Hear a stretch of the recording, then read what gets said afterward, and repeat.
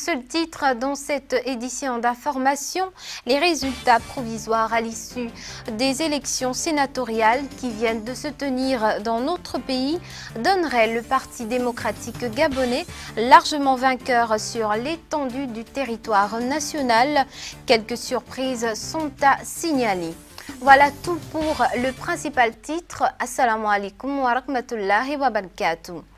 Ouvrons cette session d'information en faisant un retour sur les états généraux de la communication qui se sont tenus durant 3 jours au stade d'Angoundji.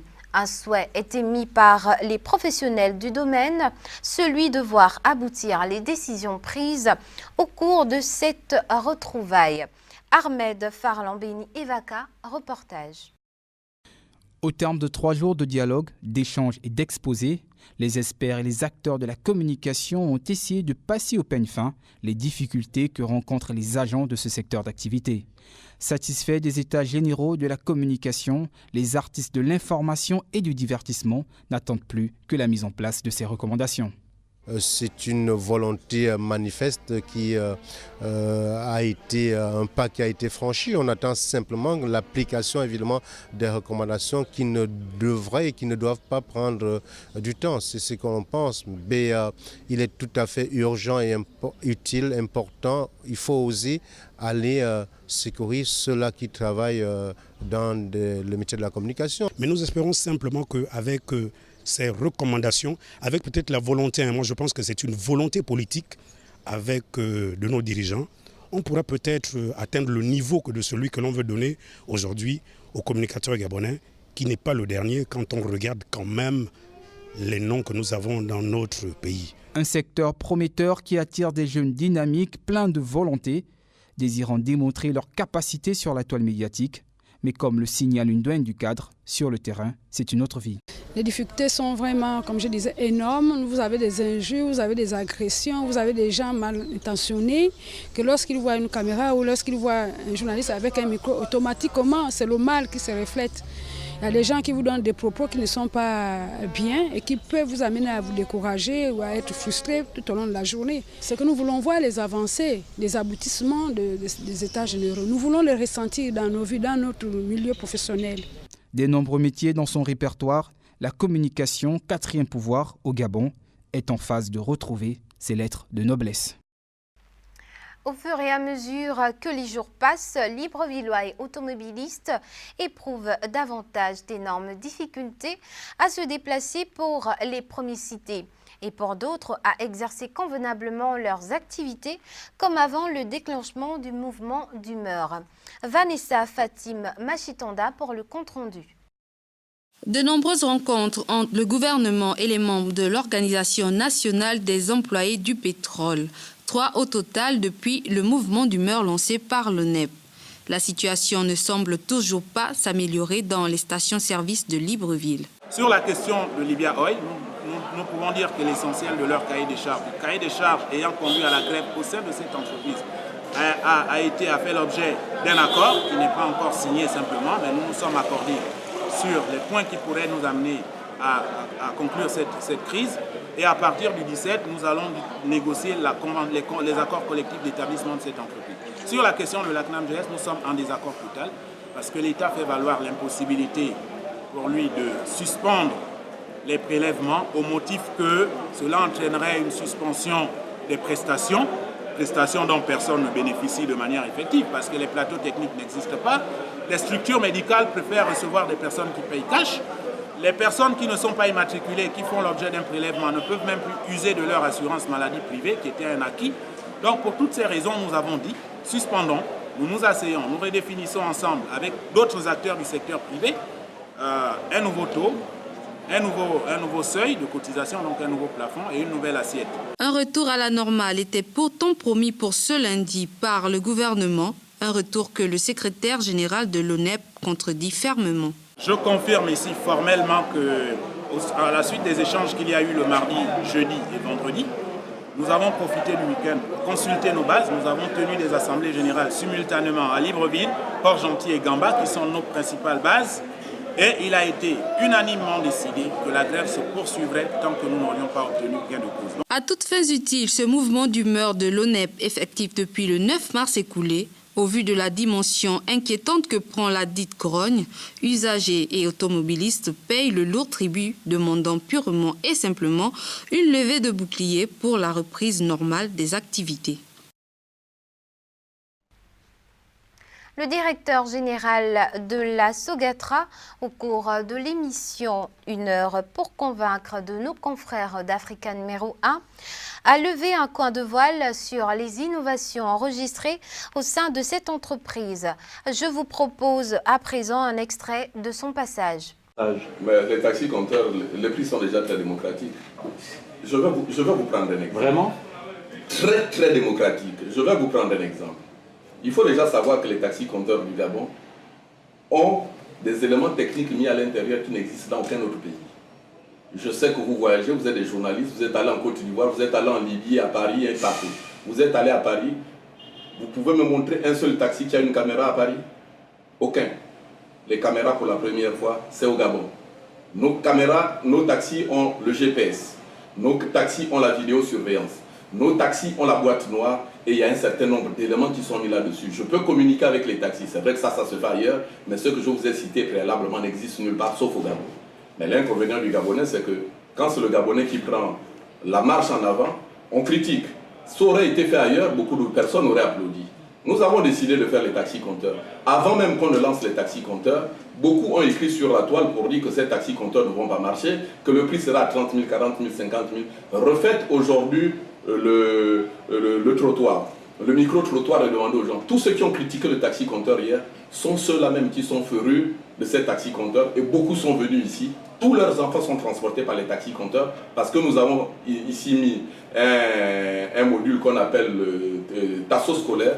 Nous prenons les enfants devant le portail, nous les prenons, nous allons les déposer devant les écoles, nous les reprenons devant leurs écoles, on ramène les enfants chez vous à la maison. Aujourd'hui, nous avons plus de 500 demandes en attente. Après de sensibilisation et d'enrôlement, la bancarisation des étudiants est désormais une réalité.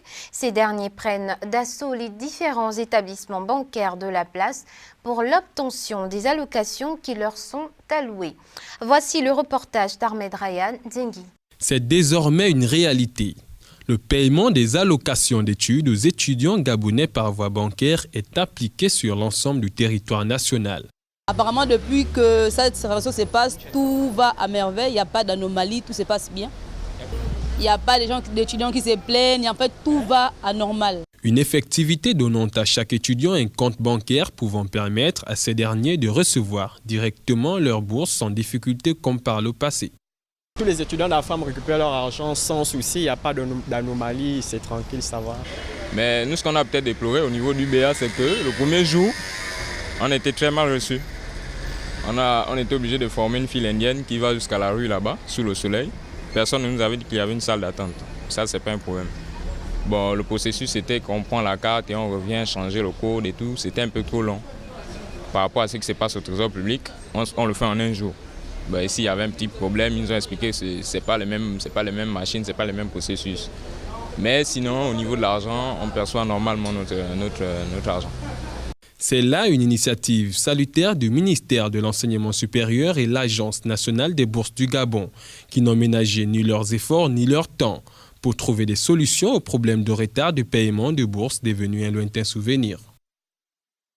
Pari tenu par le Parti démocratique gabonais en maintenant sa position de première formation politique du pays, le PDG remporterait la quasi-totalité des sièges dans l'ensemble du territoire national. Plusieurs surprises sont à relever au cours de ce scrutin âprement disputé. Pari tenu pour le Parti démocratique gabonais qui vient de conforter sa position de première force politique du pays en se taillant la part du lion en remportant la presque quasi-totalité des sièges dans l'ensemble du territoire national à l'issue des élections sénatoriales dont les résultats sont connus de l'opinion, bien que parti favori au regard du score enregistré lors des dernières législatives.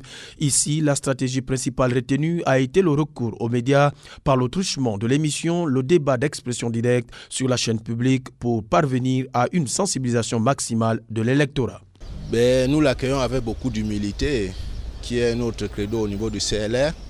Lorsque vous voyez comment se comporte notre président fondateur, M. Jean-Boniface Asselé, aujourd'hui il circule au niveau de Libreville dans une petite voiture banalisée, il est accueilli par tout le monde, il rentre dans toutes les maisons.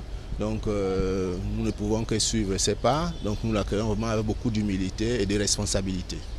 Oui, vous faites bien de souligner, le CLR aujourd'hui représente la deuxième force du pays, tout simplement parce que son leader a su choisir les personnes indiquées qui sont très représentatifs des populations aujourd'hui.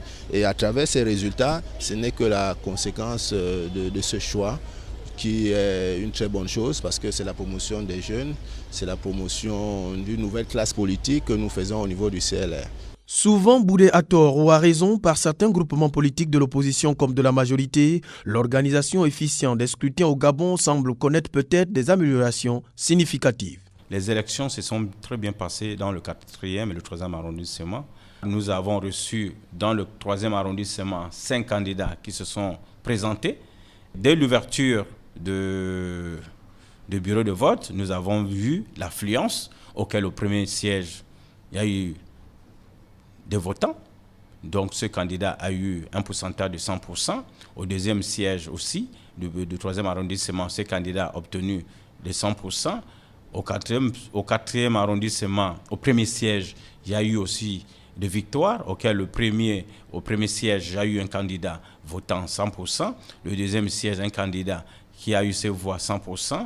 Et je pourrais vous conclure que la victoire a été pour ces partis et que nous souhaitons dans le jour à venir que ces choses-là puissent être encore mieux améliorées parce qu'il y a des incompréhensions qui ne sont pas dues non seulement par une mauvaise foi. Notons que les dispositions de l'article 36 de la Constitution définissant par ailleurs la mission du Parlement, c'est-à-dire le vote de loi, le consentement de l'impôt et le contrôle de l'action gouvernementale, telles sont entre autres les différentes missions qui attendent les désormais locataires du palais Omar Bongo Ondimba de Libreville.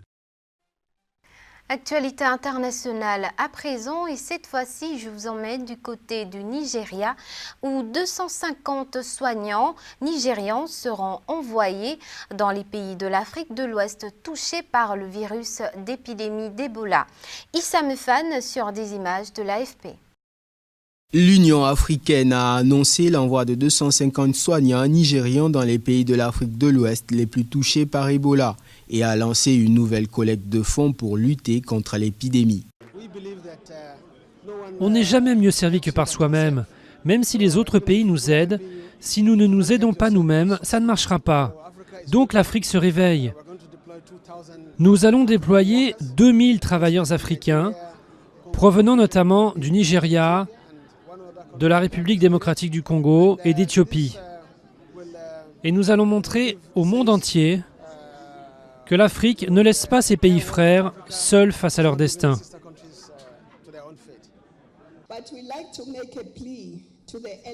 Nous aimerions demander aux compagnies aériennes de faire preuve de solidarité, comme ces hommes et ces femmes du Nigeria et d'autres pays qui sont déjà déployés là-bas par solidarité. Les pays touchés par Ebola se sentent isolés et nous espérons que les compagnies aériennes vont suivre l'exemple d'Air Ivoire et reprendre leur vol vers ces pays.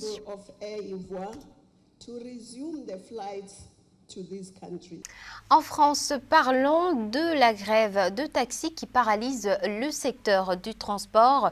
Fâchés contre la concurrence déloyale du géant américain Uber, des chauffeurs de taxi ont organisé ce lundi une opération escargot depuis les aéroports parisiens. Un mouvement non soutenu par les principaux syndicats et faiblement suivi. En fin de journée, ils se sont rassemblés derrière les invalides, suivant leur réaction. Il y a une solution qui a été apportée par le porte-parole du Premier ministre ce matin. Donc, en principe, ce sera officiellement interdit à partir du 1er janvier. Aujourd'hui, le nerf de la guerre, c'est vraiment Uber. Uber qui pose des gros problèmes aux chauffeurs de taxi.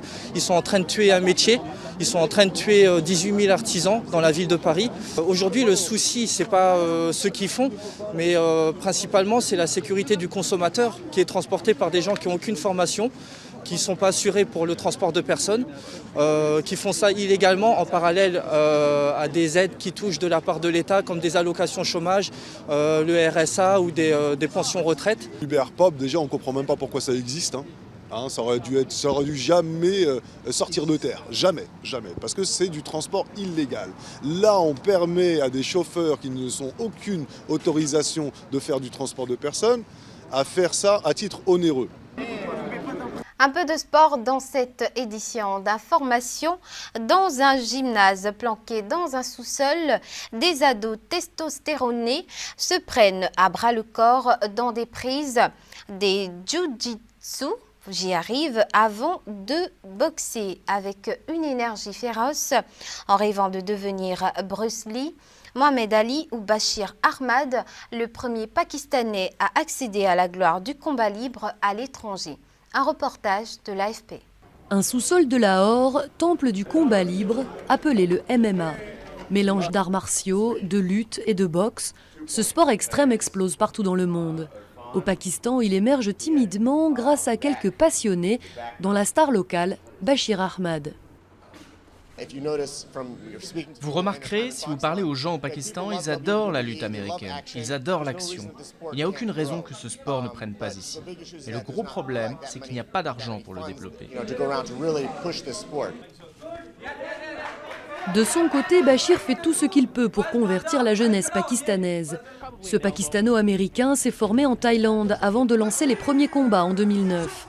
L'an dernier, il a remporté un combat asiatique à Singapour, devenant une vedette dans ce petit monde. Ils sont aujourd'hui environ 500 pratiquants au Pakistan, tous passionnés. Moi, si je vais voir un match de MMA, un de Pakistan, ça va me rendre fou. Je suis capable de claquer $1000 pour le ticket d'entrée, de prendre un billet d'avion, de train, n'importe quoi pour pouvoir assister à ce match. Même au Pakistan, où tout le monde adore le cricket, il y a beaucoup de gens qui n'en raffolent pas et cherchent autre chose, un sport différent. Mais dans ce pays conservateur, la violence engendrée par ces combats sanglants n'est pas du goût de tous. Certains finissent malgré tout par s'en accommoder. Mes parents me soutiennent désormais parce que dans l'islam, les compagnons du prophète aussi s'affrontaient lors de jeux. Ils faisaient des courses de vitesse, de la lutte, des combats à cheval. Tous ces sports de combat viennent en fait de l'islam. Manière d'exorciser les frustrations du quotidien dans un pays miné par la violence. Le MMA, sport controversé en Europe, pourrait connaître un avenir radieux sur le sol pakistanais, même si, pour le moment, il est quasiment impossible pour les combattants d'en vivre. Et c'est sur cette note de sport que nous mettons un terme à ce premier parcours dans ce Nour Info. J'aurai le même plaisir demain de vous retrouver, Inch'Allah. Sur ce, assalamu alaikum wa rahmatullahi wa barakatuh.